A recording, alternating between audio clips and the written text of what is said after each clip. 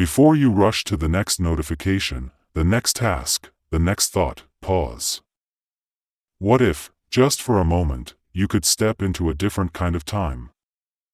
A time not ruled by urgency, but by breath. A space not measured by achievement, but by presence. Close your eyes for a heartbeat and imagine. Imagine yourself standing before a modest, golden figure, an infant Buddha whose posture defies his small frame, one hand gently raised toward the sky and the other directed toward the earth, as if he is not simply pointing but affirming something eternal. In your hands rests a ladle of warm, scented water, perhaps infused with jasmine or sandalwood, and as you inhale deeply, letting your gaze soften and your shoulders fall, you begin to pour the water slowly over the statue's head, not out of habit or obligation, but from an impulse that arises when reverence meets intention. In this act, as simple as it appears, you are not merely washing an image, rather, you are symbolically cleansing the residue of anxiety, doubt, and distraction that clings invisibly to the surface of your own awareness. All across the world, in temples bathed in golden light and homes wrapped in quiet devotion, individuals engage in this sacred gesture known as bathing the Buddha, a ritual most often practiced during Vesak, the spiritual festival that marks not just one, but three pivotal moments in the life of Siddhartha Gautama: his birth under the branches of a blossoming tree in Lumbini, his enlightenment beneath the Bodhi tree in Bodh Gaya, and his serene passing in the Sal forest of Kushinagar. Yet, to reduce this ritual to a cultural artifact or a moment of religious formality would be to miss its deeper pulse, for embedded within it lies a living metaphor that speaks not only to those on a defined spiritual path, but to anyone who has ever longed for renewal, for clarity, or for a second beginning. In this video, we will not simply observe the ritual as an external sequence of movements. Instead, we will enter into its atmosphere, exploring the origins that gave it form, the meanings that sustain its relevance, and the quiet power it can hold for you, wherever you may be, and whatever spiritual language you call your own. What awaits us is not a ceremony to memorize, but a space to inhabit, a space in which ancient tradition becomes present-moment transformation, and where the water you pour becomes a gentle invitation for the heart to remember itself. The story that gives rise to this ritual stretches back more than 2.5 millennia, unfolding not within the confines of myth alone but within a real and living landscape, the verdant gardens of Lumbini, where Queen Maya, having paused beneath the shade of a flowering sal tree, gave birth to a child who would come to illuminate the spiritual horizon of humanity for centuries to come. That child, Siddhartha Gautama, would one day become the Buddha, not merely by virtue of his birth, but through a long and arduous journey of insight, renunciation, and boundless compassion. Yet even at the moment of his arrival into this world, the natural order seemed to echo his significance, for tradition holds that he immediately took 7 deliberate steps, and as each tiny foot touched the earth, a lotus flower bloomed beneath it, an image so rich in metaphor that it continues to speak to those far removed from its cultural origin. In the culmination of this symbolic act, he is said to have raised one hand toward the heavens and lowered the other toward the earth, pronouncing words that have echoed through generations: "In the heavens above and on the earth below, I alone am the honored one." Though these words might, at first glance, appear to carry the weight of pride, they are in fact a declaration of awakening, a statement not of personal superiority, but of realization. For in Buddhist understanding, the I that speaks here is not the individual ego, but the awakened nature inherent in all sentient beings, that which lies dormant beneath the dust of confusion and the layers of conditioned identity, waiting only to be remembered. This declaration is not an assertion of power, but a pointing toward the sacred potential that resides within every human heart. In truth, Vesak celebrates not only the birth of a great teacher but the birth of a possibility within ourselves, a recognition that the qualities we attribute to the Buddha, wisdom, peace, compassion, clarity, are not foreign or unattainable, but are instead the unpolished gems lying beneath the dust of our distractions and doubts. And just as the child Siddhartha was bathed in fragrant waters by celestial beings at the moment of his arrival, so too are we invited to symbolically bathe our own nature in mindfulness and intention, cleansing the habits of mind that obscure the view and returning, however briefly, to that place of original wholeness that the Buddha did not invent, but merely uncovered. In this way, Vesak becomes not just a remembrance of the past but a renewal of the present, and the act of bathing the Buddha transforms from a ritual to a mirror, one that reflects back to us the sacred truth that awakening is not reserved for the few, but offered, again and again, to anyone willing to pause, to pore, and to see. At first glance, the ritual of bathing the Buddha may appear to be a quaint custom, a cultural expression of reverence enacted through the simple gesture of pouring water over a statue, yet if we allow ourselves to look beneath the surface of this act, what emerges is not mere ceremony, but a language of symbols, a way of communicating with the unseen dimensions of the self through touch, through movement, and through silence. What we are washing, in truth, is not a statue carved of wood or bronze, but the invisible layers that accumulate upon the heart and mind over the course of a life lived in distraction, in craving, in forgetfulness. In the Buddhist tradition, the most tenacious obstacles to awakening are not external enemies or tragic events, but rather the habitual tendencies that take root within us and quietly govern our thoughts, choices, and reactions. These are traditionally named the three poisons: greed, which clings and grasps out of fear of lack; hatred, which lashes out in the presence of pain; and delusion, which veils reality behind a screen of assumptions, projections, and ignorance. They are not sins in the punitive sense, but rather distortions, misunderstandings of the way things truly are. And it is these, more than anything outside of us, that obscure the innate luminosity of our minds. As the Dhammapada teaches in verse 276, "You yourselves must strive." The Buddhas only point the way, a reminder that awakening is not given from above but revealed from within, once the veils are removed. To bathe the Buddha, then, is to enact our willingness to cleanse the mind, not once and for all, but again and again, as part of a lifelong process of returning to clarity. Unlike in many Western paradigms where transformation is often imagined as an accumulation of virtues, of achievements, of knowledge, the Buddhist path, as taught by the Buddha himself, is one of gentle subtraction, a peeling away of illusion, a loosening of clinging, a softening of the fixed self. In this sense, the ritual is not simply symbolic, it is aligned with the very structure of liberation as it is understood in Buddhist psychology. There is also an element of humility woven into the act, for in pouring water over the Buddha, we acknowledge both our reverence and our readiness. We recognize that we are still learning how to live with wakefulness, that we are both the one offering the water and the one in need of cleansing. In this way, the ritual becomes a mirror, not of our failures, but of our longing to live with more honesty, with more love, and with less resistance to the impermanence that shapes all things. The physical gesture, when performed with sincerity, functions much like a spiritual exhale, an act of letting go that bypasses intellectual analysis and speaks directly to the body and the heart. Just as we might engage in spring cleaning to release physical clutter and make space for what matters, this ritual invites us to consider what interior clutter we may be ready to release, old wounds that no longer define us, judgments that close rather than open the heart, or narratives that have outlived their usefulness. The water we pour becomes a vehicle for intention, and in that moment of contact, water meeting statue, hand meeting heart, we are reminded that awakening is not a distant ideal, but something as near as our next breath and as real as the willingness to see clearly.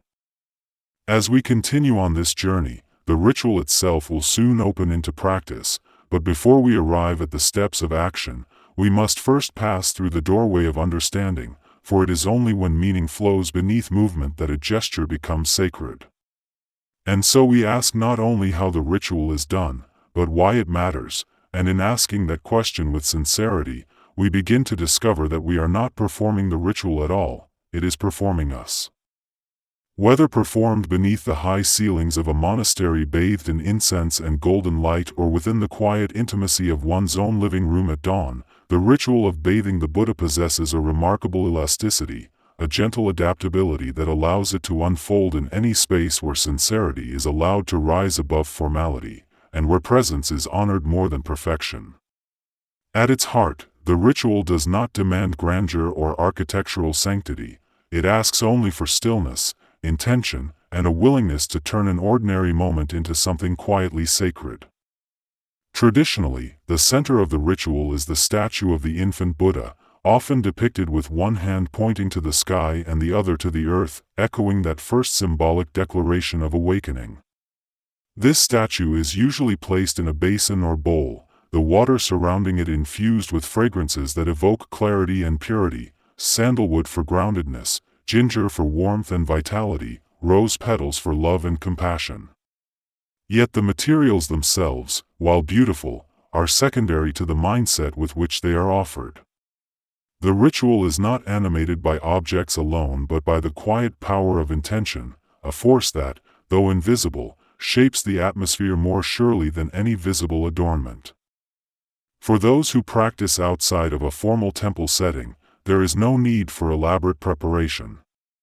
A small bowl of clean water, a single flower freshly gathered or humbly offered, the soft flicker of a candle flame, and a few minutes of undistracted attention are more than sufficient. What we are creating is not a stage for spiritual display, but a refuge for the heart, a space in which ritual becomes a dialogue with the deeper self, a place where the soul can exhale and be met not with judgment, but with compassionate awareness. In this way, the sacredness of the space is not found in how it looks to the eye, but in how it feels to the heart when one enters into it with reverence. To prepare even a modest altar is to declare, however quietly, that this moment matters, that amidst the noise of daily life, there remains a place for silence, for symbol, and for soul.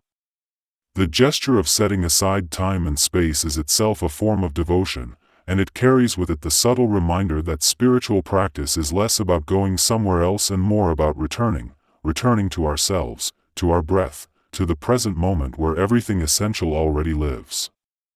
In creating such a space, however humble, we are not merely decorating a corner of our home, we are training the mind to soften, to remember, and to dwell again in the simplicity of being.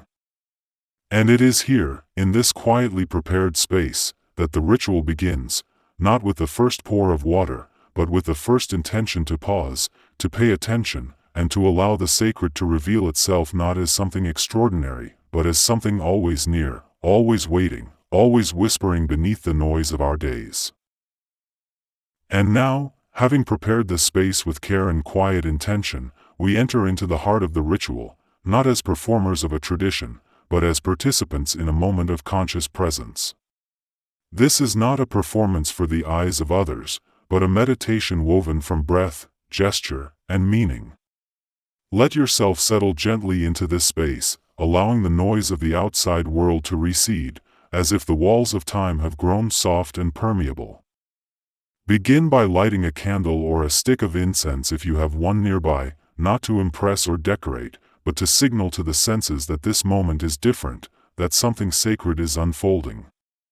Let the glow of the flame or the curl of fragrant smoke serve as an offering, not to the Buddha alone, but to the part of yourself that longs to be quiet, to be whole, to be free.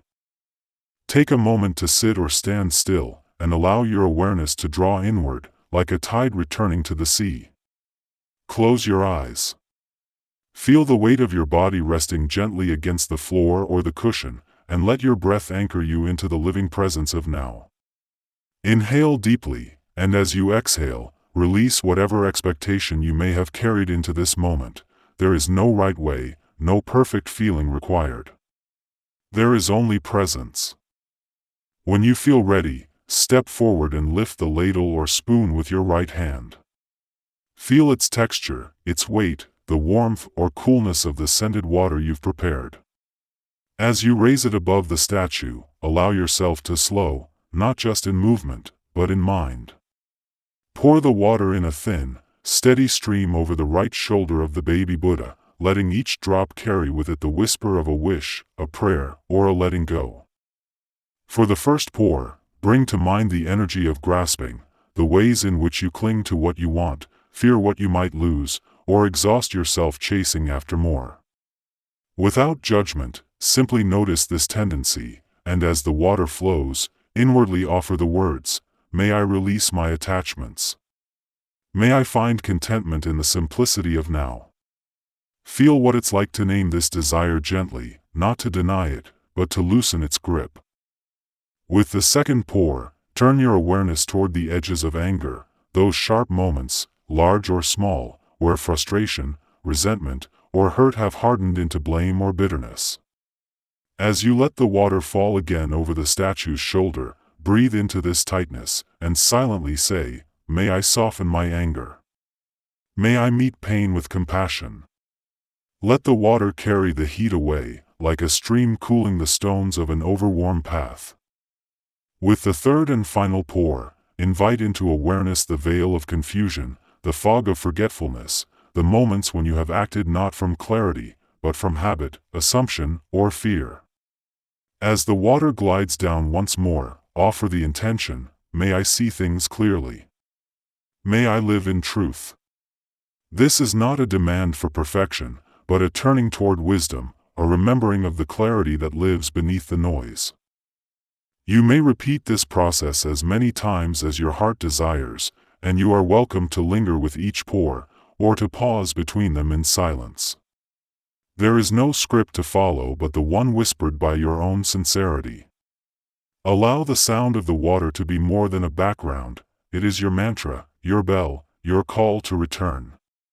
Let the scent of the ritual rise like a blessing around you, and let your gaze rest softly upon the statue, not as an idol, but as a reflection of the sacred that lives within you. In this stillness, you are not merely bathing a figure carved from clay or bronze, you are tending to something far more intimate, the tender, tremulous flame of your own longing to awaken. And as each drop falls, you are not only cleansing the symbol before you, but also clearing a space within, where the mind can settle, where the heart can speak, and where the soul can remember that it is already, and always, whole. When the final stream of water has been poured and the candle begins to soften into wax, what remains is not the ritual itself, but the silence it leaves behind, a kind of gentle stillness that does not impose itself, yet lingers like a fragrance in the room, or like a breeze that continues to move the leaves long after it has passed. Many who practice this ritual speak of this stillness, not as an absence of thought, but as a kind of spaciousness within the mind, a clearing in which the usual noise has momentarily stepped aside, allowing something quieter, deeper, and more essential to emerge. For some, it arrives with a calm that feels like homecoming. For others, it brings a wave of emotion that rises unannounced, sometimes even in tears, not born of sorrow, but of recognition, as if they have touched, however briefly, something they had not realized they had lost. In my own experience, which continues to evolve with each passing year, the ritual does not reveal something new as much as it reminds me of what has always been there, what waits patiently beneath the roles, the ambitions, the identities we wear like garments that often grow too tight. Each time I bathe the Buddha, I am not reminded of who I wish to become, nor do I hear the voice of self-improvement whispering about progress or potential. Instead, I find myself returning, again and again, to a quieter knowing that beneath the clutter of conditioning, I am already whole. I am already capable of clarity, already shaped for compassion, already walking the path of awakening, not in some distant future, but here, in this breath, in this gesture, in this very moment. After the ritual, you may find it helpful to linger a little longer, not to prolong the experience out of attachment, but to allow its subtle resonance to settle gently into the body. Perhaps you might sit quietly, with no agenda but to notice what remains, or you may feel called to write in a journal, not to analyze, but to articulate what has been stirred. Sometimes a single sentence, written honestly, becomes a lantern we can carry with us into darker hours. You might ask yourself, what am I ready to release? What have I remembered that I had forgotten? What tenderness, long buried, is now ready to rise? And beyond personal reflection, this ritual, though symbolic, often opens the door to real-life transformation in the most unexpected ways. It may move you to reach out to someone from whom you've drifted apart, to apologize without defensiveness, or to forgive without condition. It may nudge you to take a small step toward a long-postponed truth, or to lay down a burden you've carried long past its time. These ripples are not dramatic, nor do they need to be. They are quiet and steady, and they move not only within us, but outward into the world we touch. To bathe the Buddha is to remember that sacredness is not confined to temples or altars. It can arise wherever sincerity meets stillness. And what begins as water poured over bronze becomes, in the end, a kind of offering, not only to the image before us, but to the life that continues beyond the ritual, now perhaps just a little more spacious, a little more tender, and a little more awake. As the water flows over the shoulders of the Buddha, it carries with it more than fragrance or temperature. It carries memory, lineage, and longing. Each drop, though born in the present, echoes through time, through the quiet halls of temples long faded and through the hearts of seekers who, across centuries and continents, have stood as you now do, with ladle in hand and spirit slightly ajar. This ritual, as unassuming as it may seem, is not bound by doctrine or restricted by belief, for its essence does not belong to any one tradition. Rather, it belongs to the human impulse to return, to begin again, to cleanse what has grown heavy, and to remember what was never truly lost. You do not need to be Buddhist to take part in this act of reverence. You do not need to chant in a language unfamiliar or bow according to custom. What is needed is far more simple and far more radical: a moment of sincerity, a breath of stillness, and the willingness to meet yourself not as a project to be fixed, but as a presence to be witnessed. This is not a ritual of conversion, it is a ritual of connection. And the first connection is not outward, but inward, to your own breath, to the still point behind the eyes, to that quiet awareness that watches without judging and listens without interrupting. From there, the connection ripples outward, to the stream of teachers, sages, and ordinary people who have walked the path of awakening not through grand revelation, but through simple gestures repeated with care and devotion. To bathe the Buddha is, in the most intimate sense, to bathe the self, to honor the sacred within by honoring it outside, to give form to that which is invisible yet undeniably present. The gesture may be small, but the invitation it carries is vast. With each pour, you are invited to return to the beginner's mind, that humble and open-hearted space where nothing is presumed, and everything is received as new. In that return, there is no shame for having wandered, no guilt for having forgotten. There is only water, and a presence that says, "Begin again." When done with clarity, the ritual dissolves into something deeper than custom. It becomes transformation made visible. Not because the statue has changed, but because your perception of it, and of yourself, has softened, widened, opened. In this way, bathing the Buddha does not end with the drying of the statue or the extinguishing of the candle. It continues, quietly, in the way you walk from this moment forward, in the way you hold the next conversation, in the way you offer your attention, gently, like water, and let it cleanse not only the surface of things, but their meaning. If this practice has stirred even the smallest ripple within you, if something quiet and true has been touched beneath the surface of your day, then let it not remain confined to this space, but allow it to unfold gently into the hours that follow. Carry it not as a memory, but as a presence. Let your next conversation be colored by just a little more attentiveness, not because you must, but because you can.